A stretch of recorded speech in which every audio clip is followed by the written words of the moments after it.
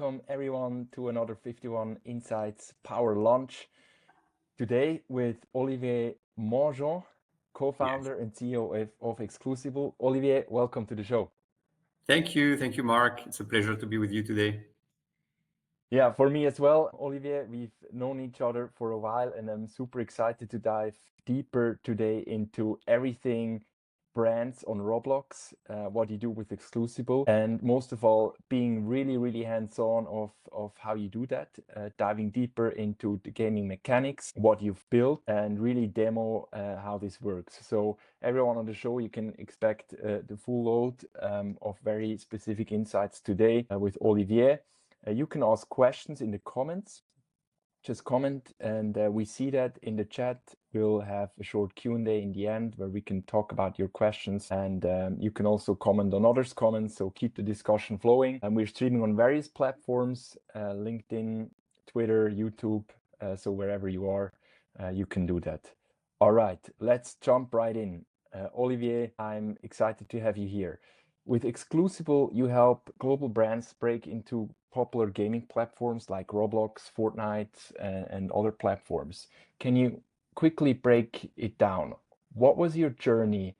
How did you get started with Exclusible, and what are you doing now? Yeah, sure. So I think journey is the right word because we launched the company 3 years ago. Before that, I actually spent my entire career here in New York. That's where I live. And I always worked for French luxury brands. So I really come from that background of brands and luxury positioning. And then 3 years ago, with my associates, we launched Exclusible as a startup in Web3.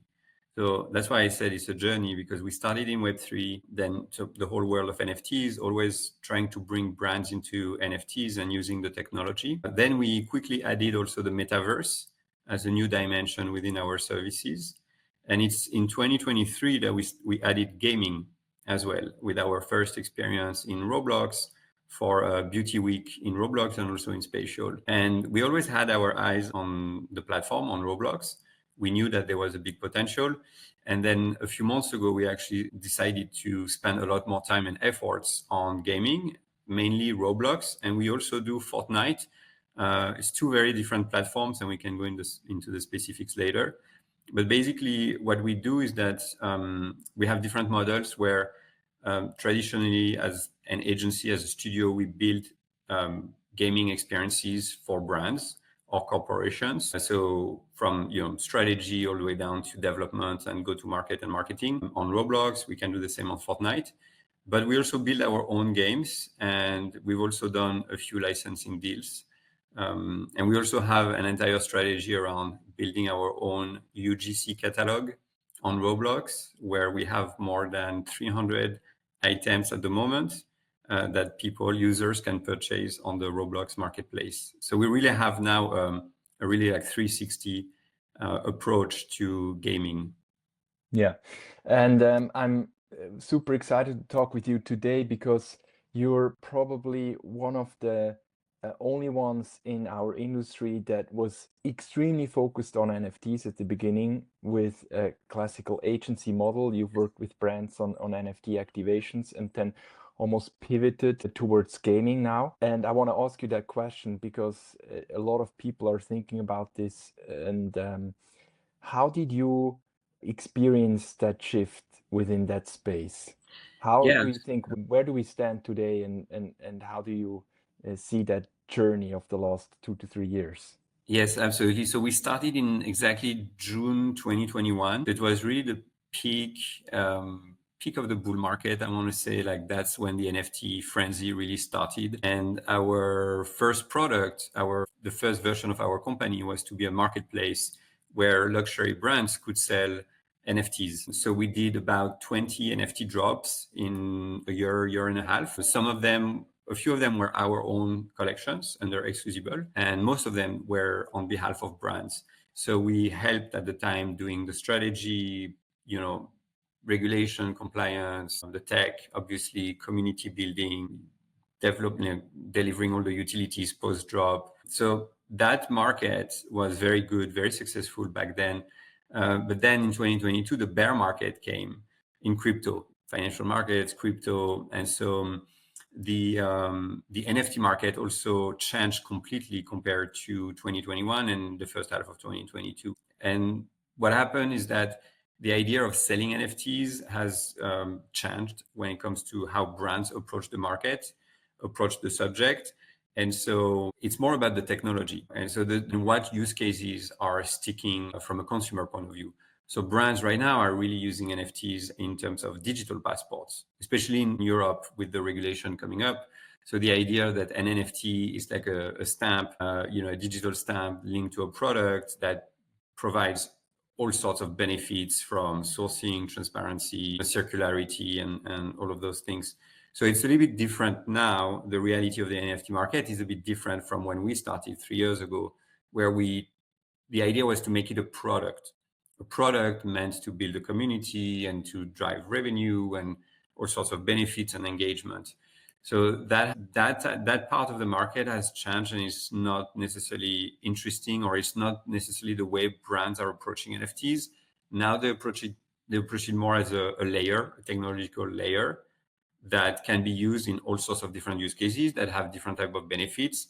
But it's not about selling the NFT. It's about purely leveraging the tech. So you said a lot of brands are now engaging in gaming, and that's what we see as well. I mean, most of the consumer brands nowadays, at least the big ones, have done or experimented on Roblox itself or another gaming platform. Can you break down for us what's so exciting about gaming, and what's your insider view and practitioner's view of why do brands care about gaming? Yes, for sure. So if I backtrack a little bit, so when we launched the company with NFTs and then we went into the metaverse, the idea was to always explore new digital territories.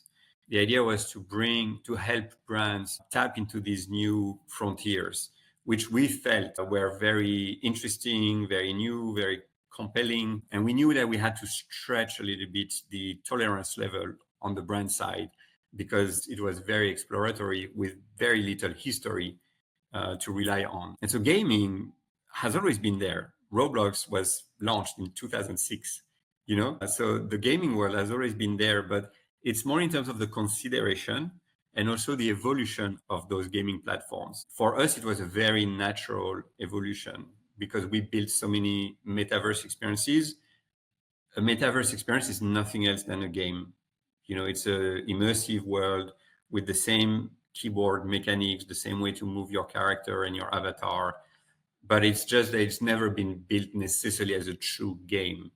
So for us, and so we acquired a lot of knowledge and experience in metaverse, and then applying that to Roblox was kind of a natural evolution for us. And we also felt that that was the next frontier for brands to tap into these gaming platforms, with the gigantic benefit that the audience was already there.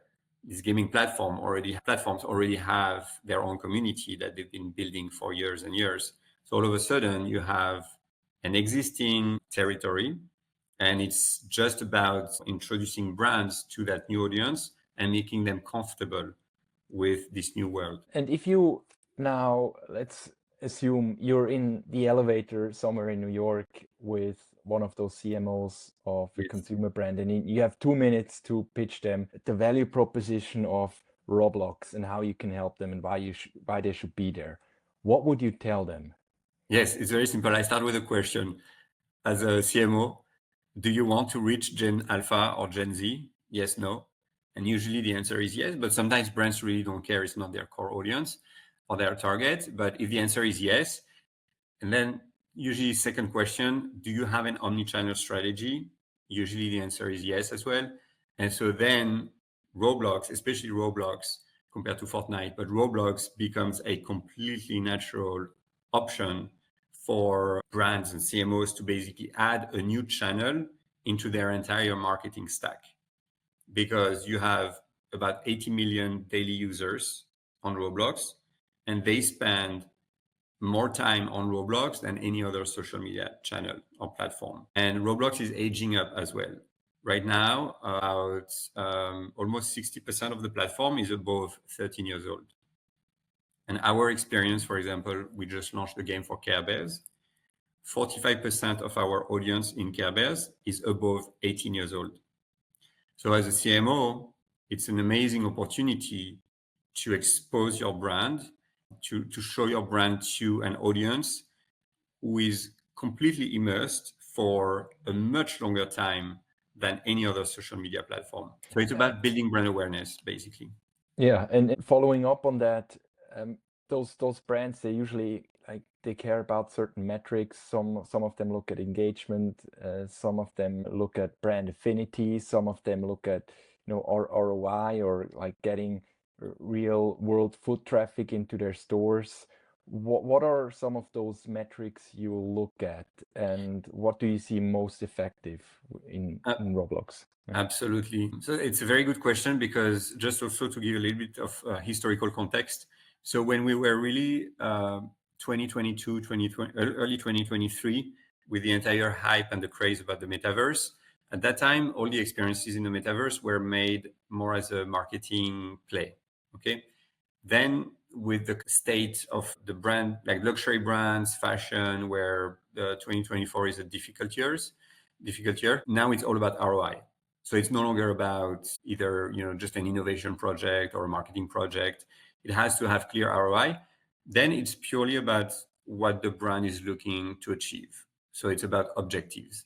And those objectives can be established throughout your marketing funnel, from really like, top of the funnel, building brand awareness, to then all the way down to retention, and also conversion. There is, you can monetize an experience on Roblox. Brands can make money. And now Roblox is also introducing e-commerce.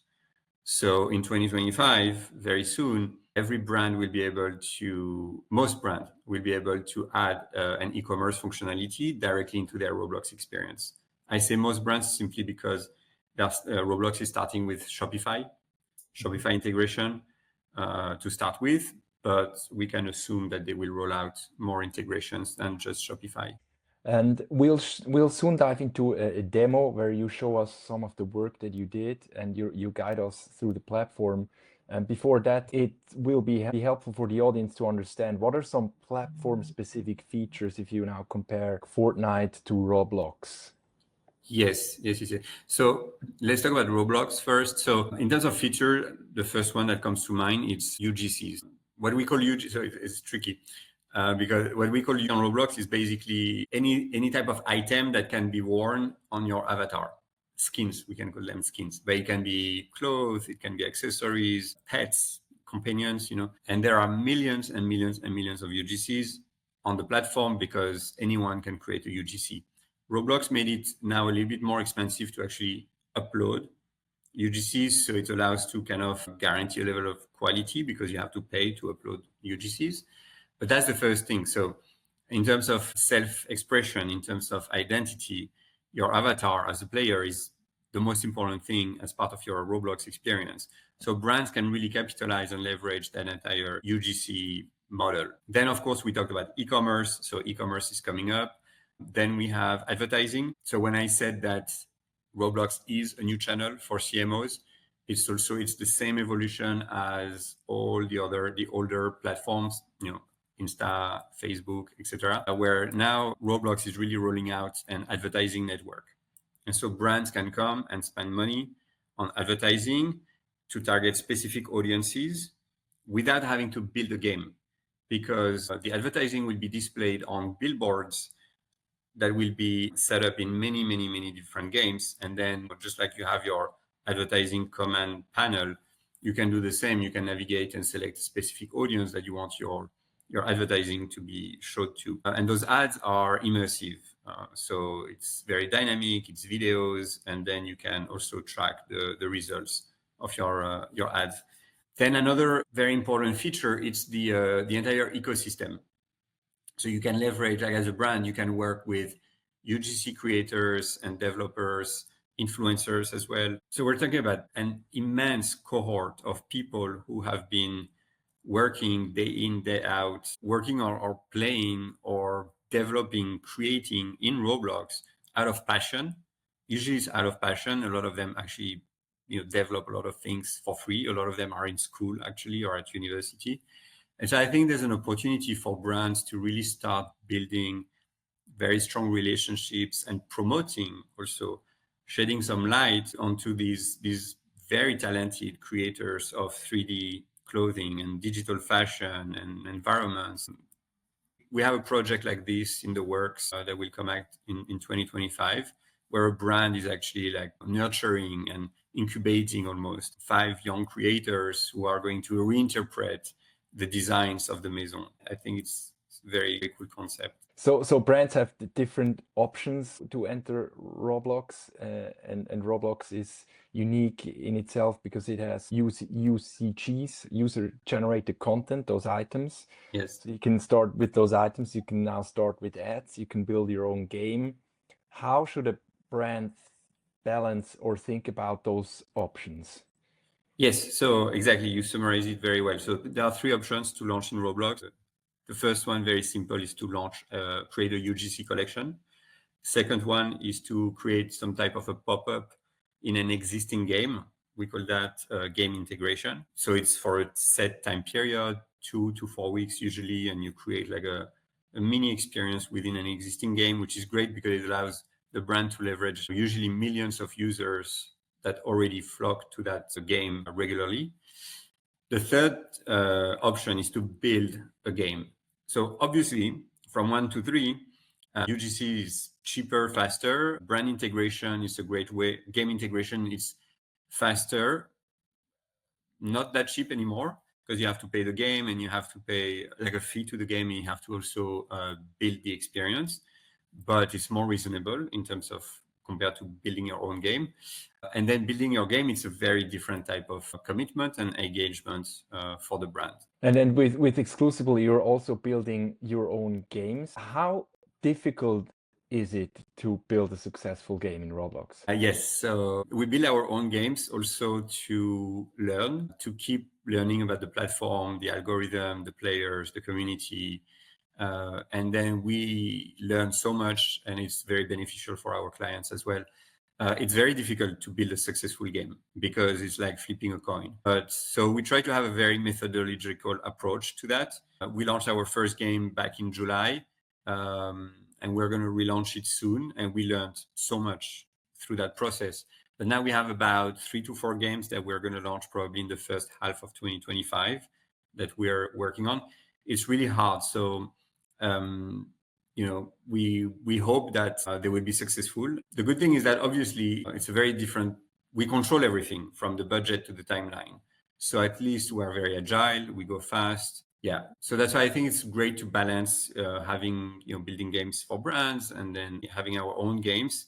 We keep learning, and also we create synergies between them. So for example, we're launching another game next week for someone called Like Nastia. She's the 9th biggest YouTuber in the world. And so we're going to create synergies between her game and the Care Bears game that we just launched as well.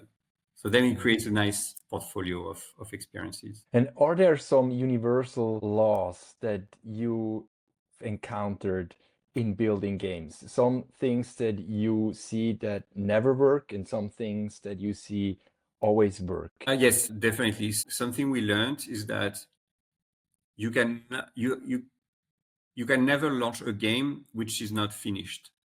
It sounds very basic to say that, but we've heard it many times because many times brands have been asking us the question.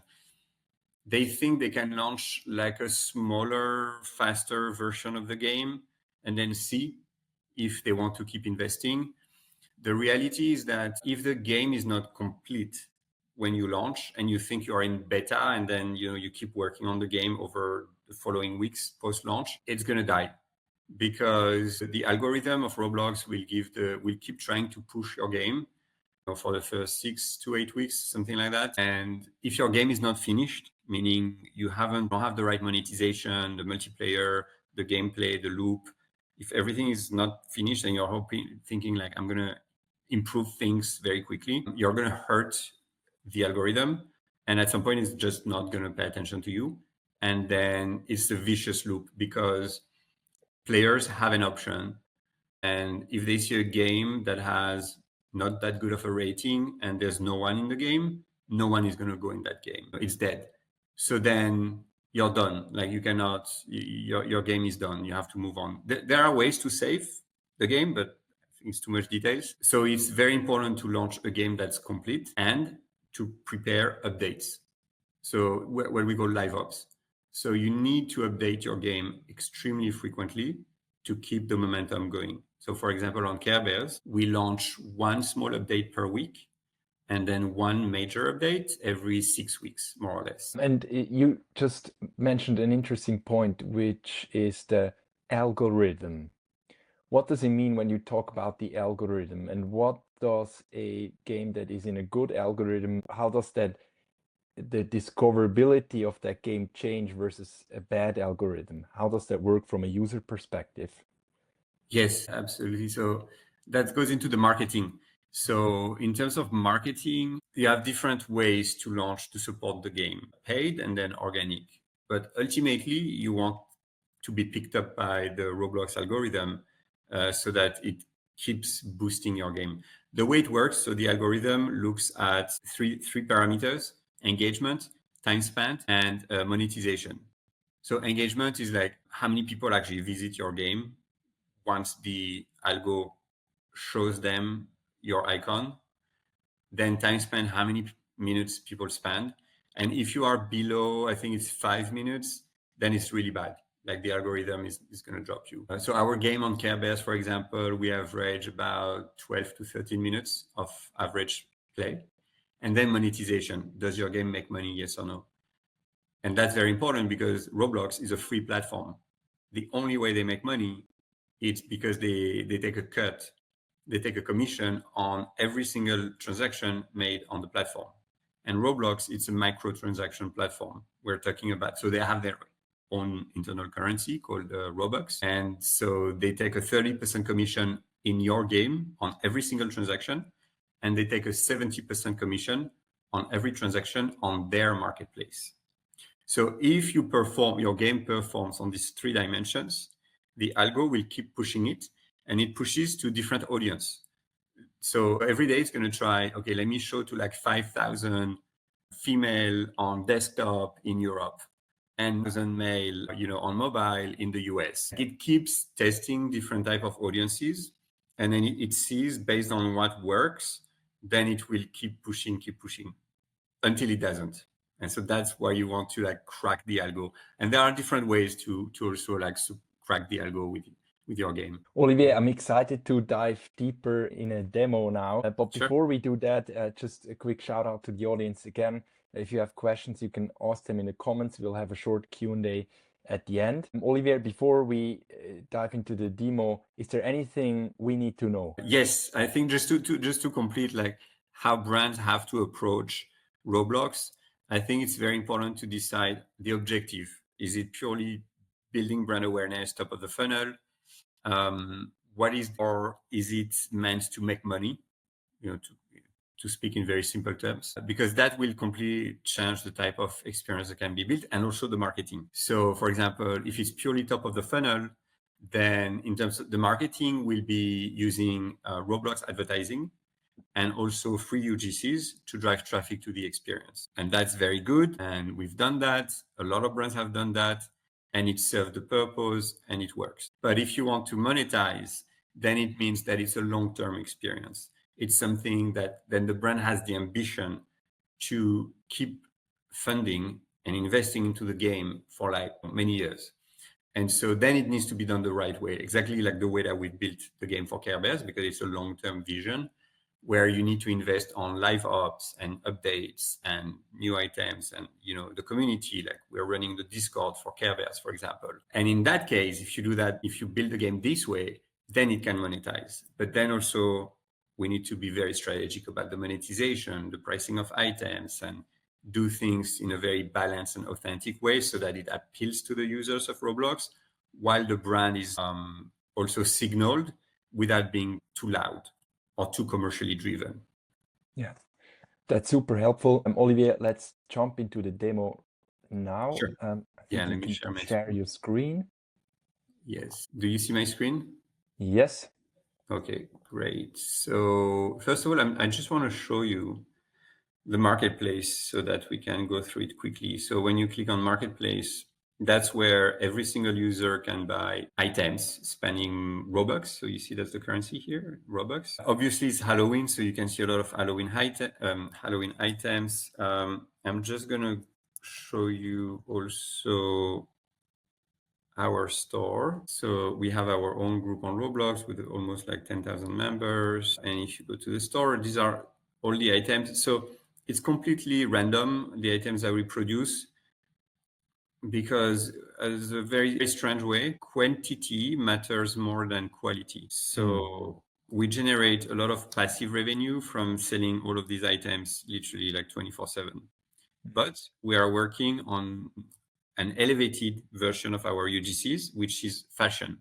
So we're going to separate our UGC strategy, where on one hand, we're going to have all of these very whimsical, completely Robloxian type of UGCs, and we're going to increase our catalog to like really high numbers. We want to have like thousands of items on the platform. And we're going to separate the UGC strategy with meant for more fashion and really cool clothes that we're going to display in a very different way to elevate and create almost Exclusible as a brand within Roblox. And I'm sure there are also like a lot of trends on the platform itself, and kind of micro culture communities that you need to be part of to see around the corner what kind of UCG will be successful, right? Yes. We actually have a data approach to UGCs. We by keywords, so it's very interesting. But yes, absolutely, you have trends. Like we capitalized a little bit on the Brat trend over the summer, and it's our number one item. We have a Brat MP3 player. This is the store of our Care Bears UGCs.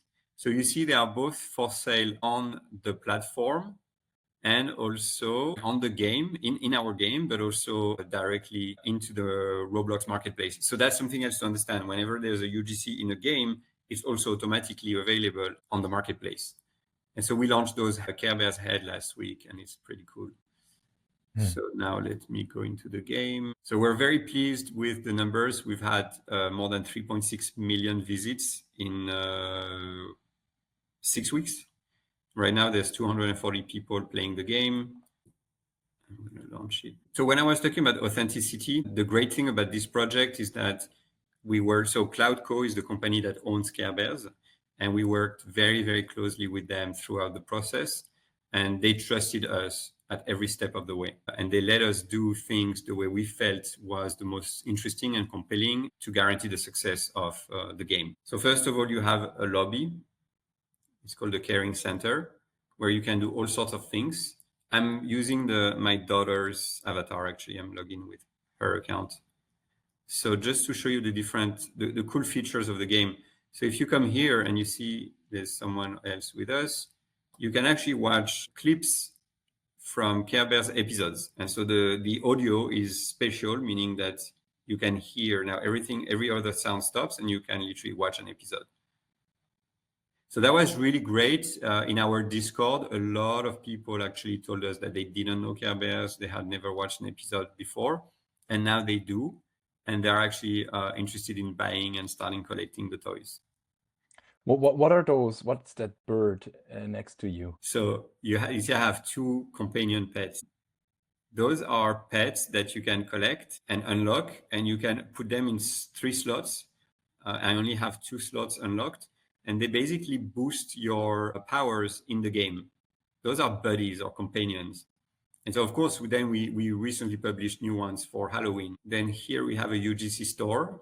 So as part of our marketing, when we launched the game, we created a lot of really cool collabs with UGC creators and also games on the platform.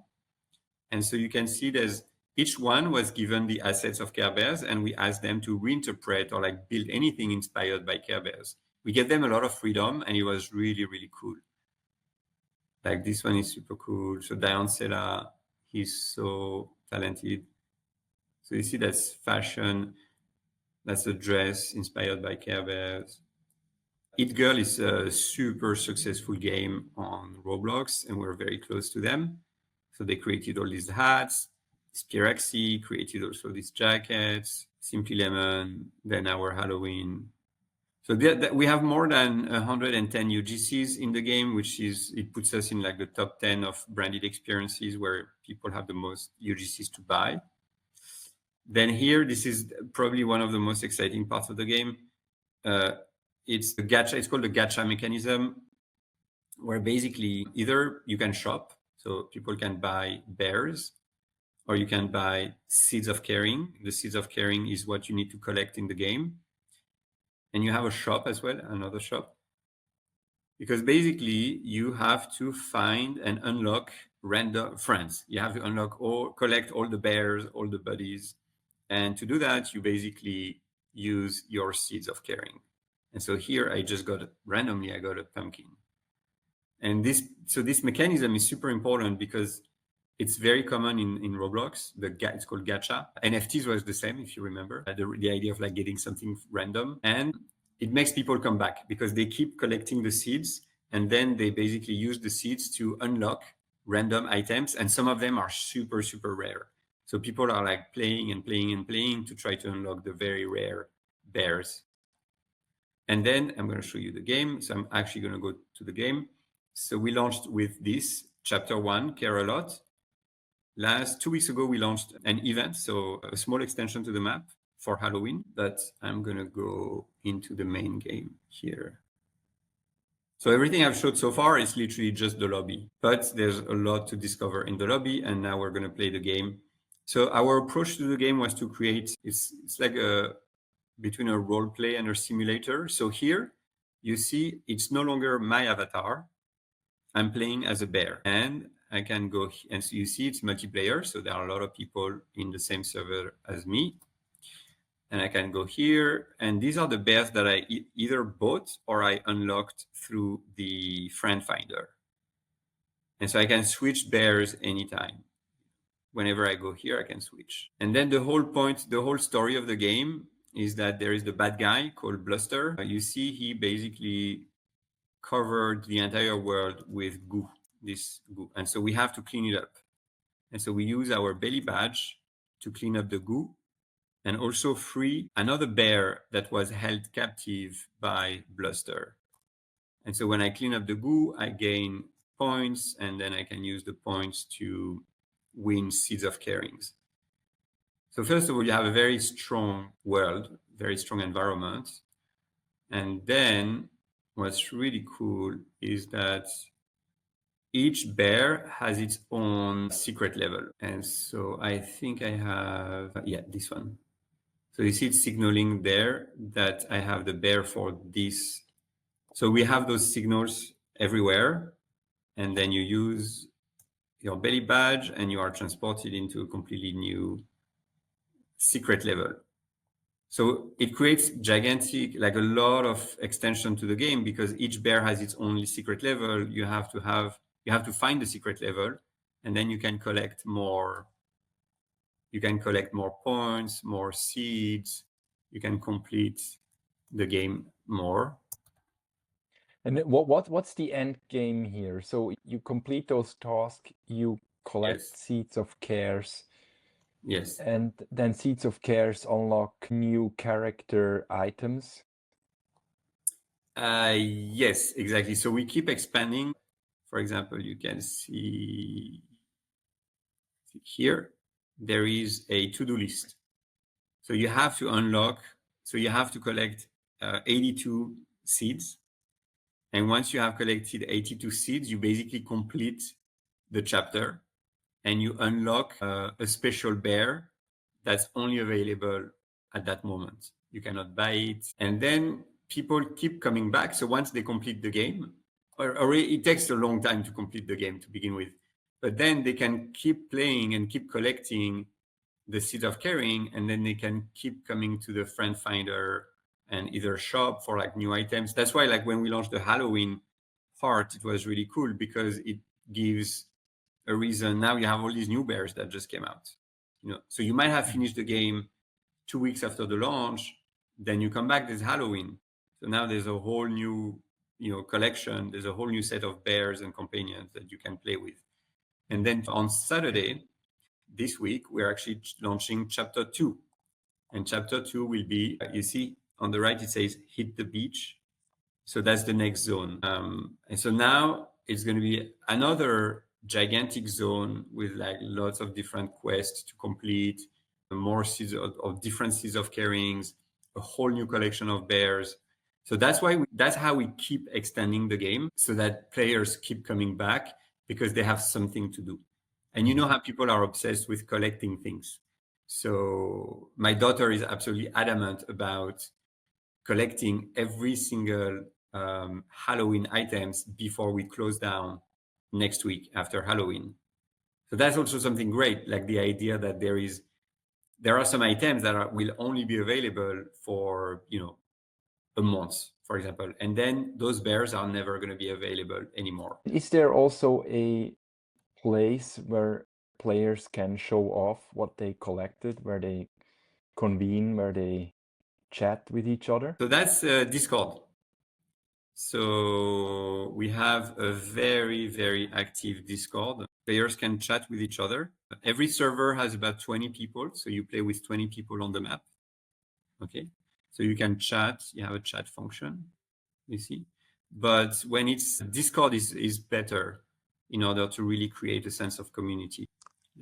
Where we asked everyone to submit us for where we wanted them to submit ideas or to create a new companion list, a new companion. Okay. And we were really blown away by the amount of creativity because everyone started submitting.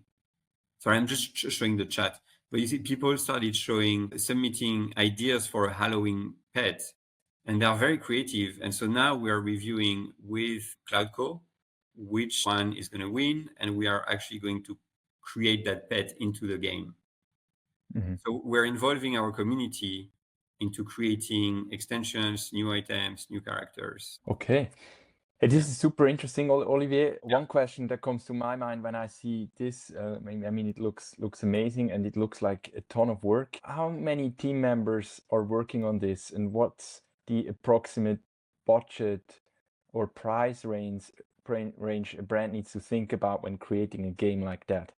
Yes. So usually for every game, we have a team of about 8 people who work on the game, from project management, 3D developers, and game developers, like tech. In terms of time, Care Bears took us 3.5 months, 4 months, more or less, which is really record time to build a game of that magnitude and stature.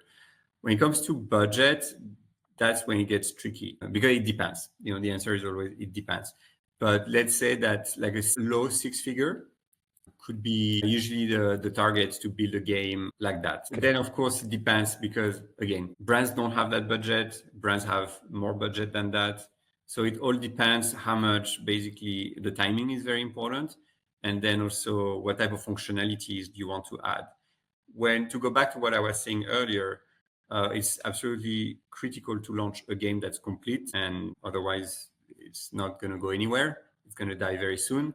But you can start. It's more important to think long term, and therefore to also dedicate budget. So you can build a great game on a lower budget, but then dedicate budget towards the live ops for like 12 months, 24 months. So then your game keeps growing over time. All right, Olivier, this has been extremely interesting. We're almost at the end. We have a Q&A coming up. We already have a question here. I want to ask you my last question, which is, if you look into the future, 3, 4, 5 years down the road, again, from the perspective of a brand, of a CMO, yes, do you think Roblox is the place to build the next brand experiences? And how will brand engagement look like in 5 years? Yes, so I think it's going to be a fully integrated media or channel, let's call it a channel, which includes both communication and distribution. Communication channel in terms of like your traditional marketing channel where you can recruit a new audience, nurture it, grow it, raise your brand awareness, all these good things top of the funnel. But then it's also a distribution channel because you can create digital extensions of your collection. So think about if you're a fashion brand. For me, it's absolutely obvious that in the near future, every brand should and probably will launch a digital twin of their physical collection And these twins will be available in Roblox, at some point Fortnite as well, and probably other gaming platforms. But so it's an extension of your physical product, and you can monetize that. You can sell both digital items, so UGCs, and also then sell physical items that maybe you linked to completing a quest. Chipotle did that, and it was very interesting. They actually did, before e-commerce, because it was not ready yet, they did drive to store. So the first 30,000 players in their Roblox experience got a coupon code, and then people could go to a Chipotle store, a restaurant, and then use the code to get a free burrito. That was a very successful experience. So these ideas that you can use Roblox or your gaming experience as a standalone point of contact with an entire new audience, and that you can launch all sorts of promotions or all sorts of activations that are both either marketing and awareness driven or commercially driven to drive to your e-commerce, drive to your store, or have your e-commerce in the experience. For me, it's a very, very compelling story, especially when you know that you are educating today the customer of tomorrow. I think that's why Roblox, for me, it's an absolutely, and that's why there are different ways to adapt to different budgets. I think that's the most important thing. Yeah.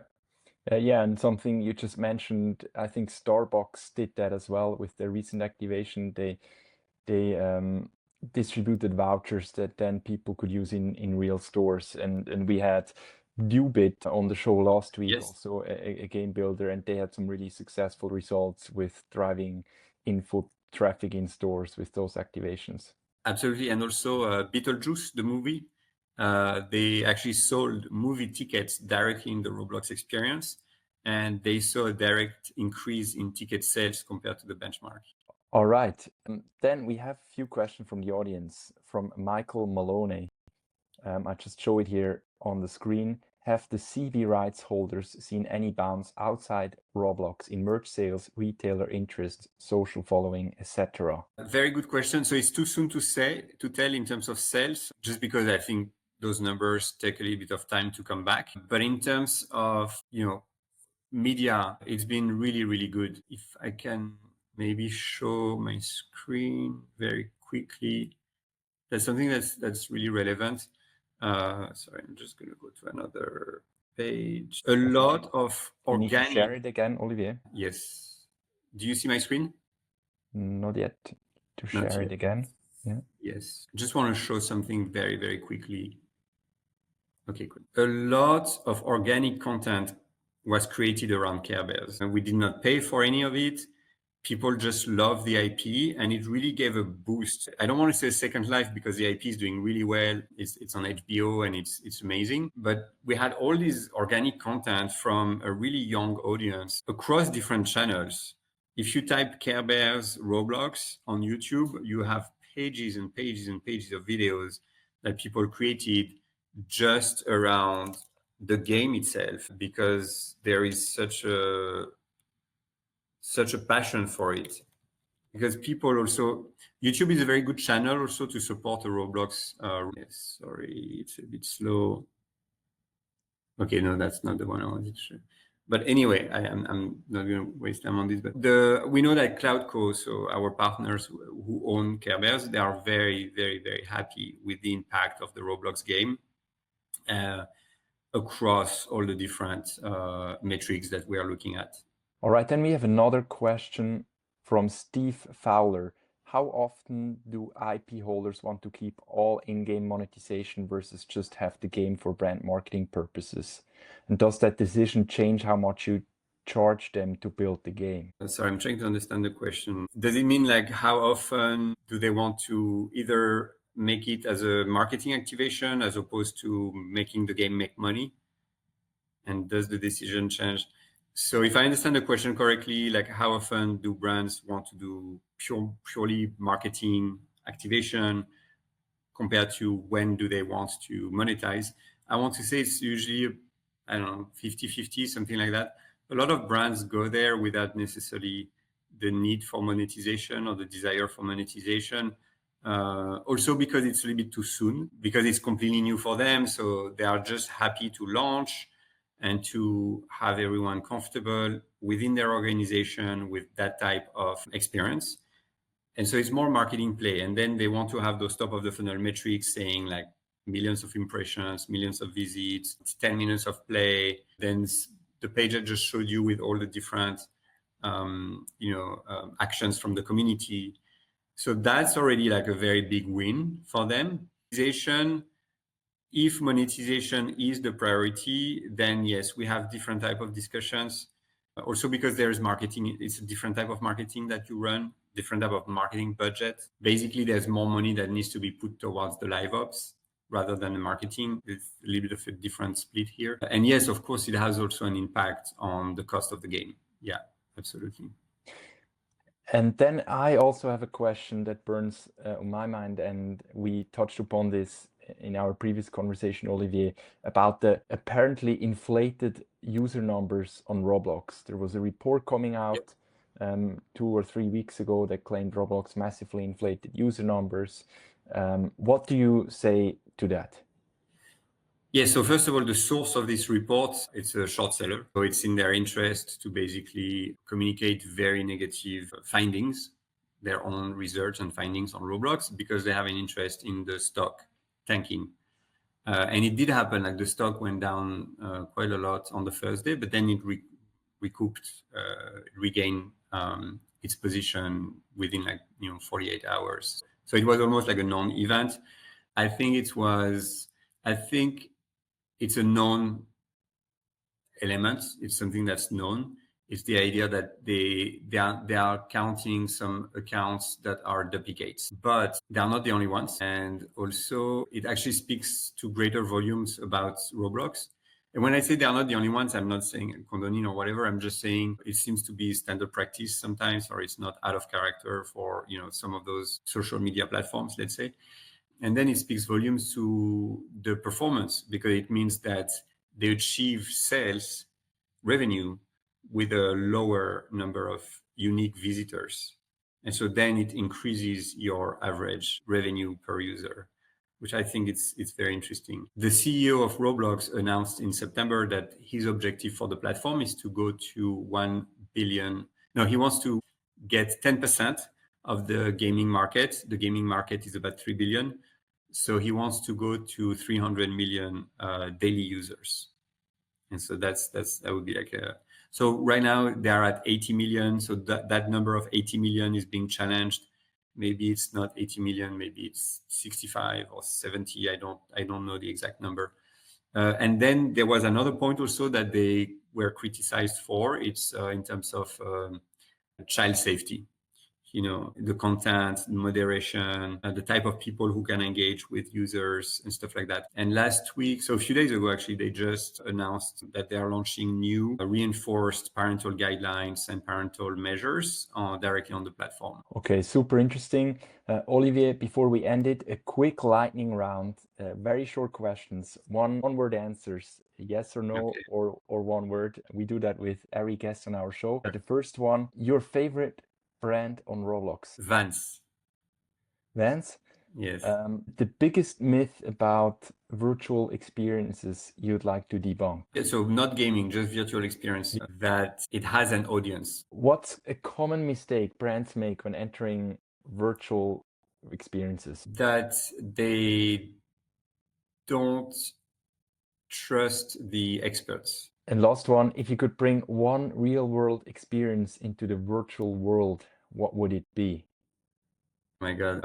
That's a difficult one. It's funny because we talk about that with my team. Soccer on Roblox could be much, much, much better. Yeah. All right. Olivier, we're at the end of the show. Thanks so much for joining us today. Where can people find out more about you, about Exclusible? Sure. On our website, exclusible.com, and about me on LinkedIn. Yeah, perfect. We also have a QR code on top for exclusible.com. Thanks everyone in the audience for joining. And this was great. Olivier, thank you for joining. If you like this, please support this show, share it, like it with your friends, and then we'll see you soon next time. Yeah, thank you so much, Marc. That was great. Thank you. Have a good day. Bye.